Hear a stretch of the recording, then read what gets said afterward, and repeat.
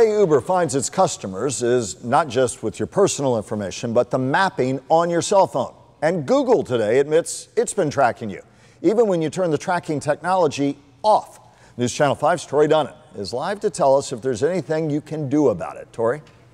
Michael and Kelly, this website here shows us a sample of all the live hacking attempts that are happening right now, including targeting your smartphone. These days, everyone is trying not to get hacked, and our internet security expert says we are well beyond focusing on just that. He says we need to turn to now what we need to do to minimize all the data that's out there. Tracked and hacked. This is live. This is happening right now, and this is just a tiny sample of it. It's the world we live in. People are becoming numb to this, and that's a problem when it comes to security. WPTV internet and security expert Alan Krawitz says your data is everywhere, and it's valuable to the bad guys. But as a general rule, almost everybody's been hacked.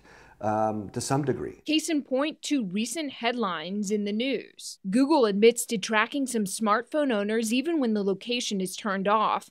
And after a massive breach, Uber says it paid hackers to delete stolen data on 57 million users and drivers. You don't realize just what the bad guys can determine from information.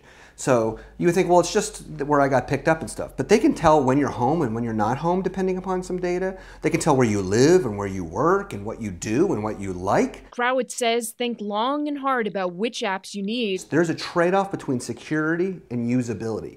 Which means if you want to have a great app like Uber and be picked up and have it, all these great things, you have to trade security down. Security experts recommend using aliases, different email addresses and passwords for different apps. Both Yahoo and Google have what they call disposable email addresses, where you can still get the email, but if that email's hacked, you can delete that sub-account of your email. Krawitz says, ask yourself this. Would you take candy from a stranger in a van that pulled up in front of your house? If the answer is no, same goes for your phone or computer. I asked him if using a VPN for your smartphone would protect you. He said it would help, but the problem is if you give your information to any outside apps, you really can't do anything about what happens with it after that point. In the newsroom, Tori Dunnan, WPTV News Channel 5. New at 5.